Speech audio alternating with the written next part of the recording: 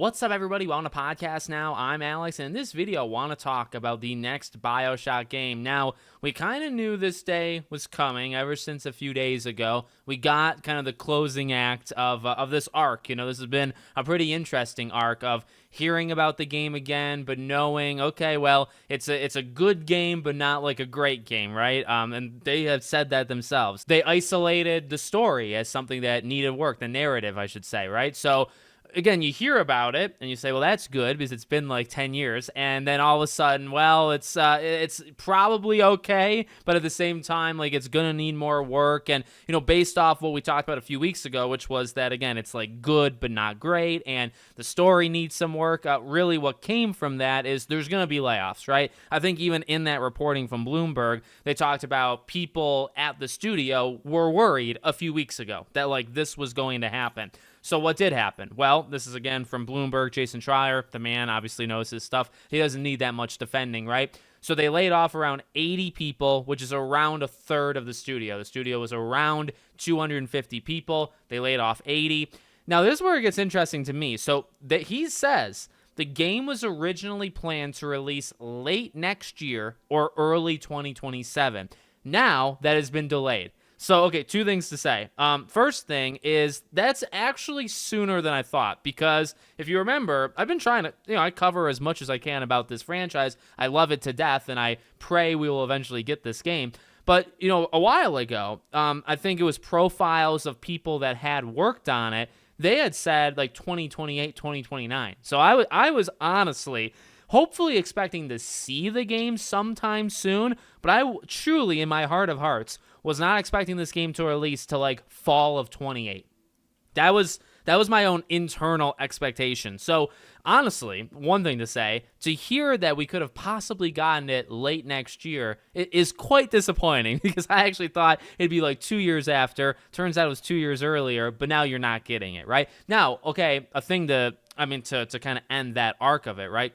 Laying people off and then delaying the release date. So when is it, because you're reducing the staff by a third. Now, I believe they do say, like, it's basically to refocus the remaining staff. Like, they want to keep who's left. Obviously, they brought in Rod Ferguson, who I think that was announced yesterday. That's a really good move, okay? I think they even mentioned in the Bloomberg article, he's known as a closer in the gaming industry where he comes in and he saves your in-progress development, okay? Games that have trouble, he comes in and figures out a way to make it work. And he's not even new to Bioshock. This is a guy who helped Infinite and then now is tasked with helping Cloud Chamber and I think overseeing in some ways the Netflix production. So it's a guy who's well-known and well-respected, but also known for like, hey, if your game has an issue, he's going to come in and he's at least going to figure out how to release it. Now, it might not release as the best possible game, but he's going to figure out how to get it out of that door, right? And it's like,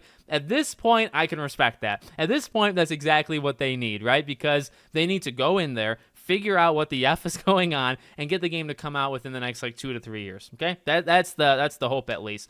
So honestly though, that is a net positive, a huge net positive. Adding him is big, but losing a third of your studio, I guess that's why you're delaying it, right? Because you have the remaining people, you gotta triple down and figure out what the heck is going on, and you're gonna need more time than what was originally given. So I'm gonna expect like at least a year delay. So if it was gonna come out late next year, early 2027, I'm going to push that in my head another year.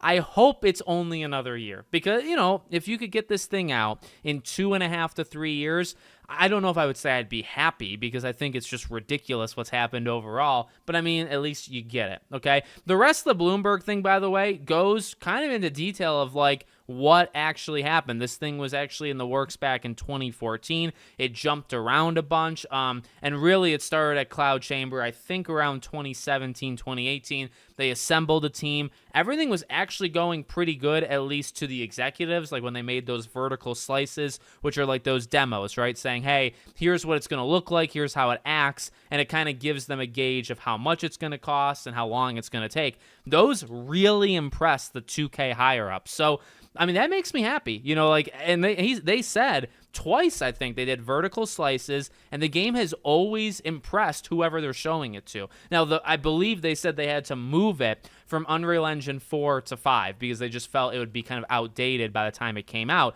So by doing that, they actually delayed the game multiple years because of how long it takes to move a project, from one engine to the next. So that's a little bit disappointing, but it is uplifting at least a little bit that it did feel like they kind of had figured it out. They talked about that even ideas that were kind of implemented in like 2015, 2016, when Cloud Chamber was founded, they actually carried that over. Like they brought people from the first try, I guess, the first try at Bioshock. They did move them over to Cloud Chamber, and some of them might actually still be there. So you got some minds, you got people. I think they still have some people that worked on at least Infinite. I don't know if there's anybody still there from like Bioshock 1, but definitely Infinite, okay? And it seems like generally they know what they're doing, but again, like that story, and that's another part to the Bloomberg article where it's like, but there are issues, and I think they say like what tends to happen with these big games, when they show it off, it looks good, and maybe from the outside looking in, it looks good,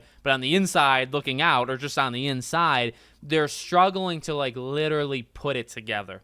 And I imagine that's how we get to those narrative problems, right? Where it's like you can probably have 20 great missions or like 6 great locations or cool gameplay systems or like maybe generally a good story, but like can everything string together really, really well? That's what makes a game elite, right? It's not one or two of those things. It's actually like all 4, 5, 6 of those things working, and then you have to naturally like one thing leads to the next, which leads to the next, and it has to flow really well. And I feel, and as they kind of say, like that's really where these games get themselves into trouble. So I don't know, honestly, like truthfully, honestly, in some ways, I actually am more optimistic now than I've ever been. And which is weird because you lay off a third of your studio, you think I'd be so upset. I mean, look, I want them to find a job. I don't want them to be homeless or without a job. I want them to have that. But like, I don't know. I feel like specifically with Rod being brought in and just this idea that they maybe had it like 75% of the way like figured out in their head.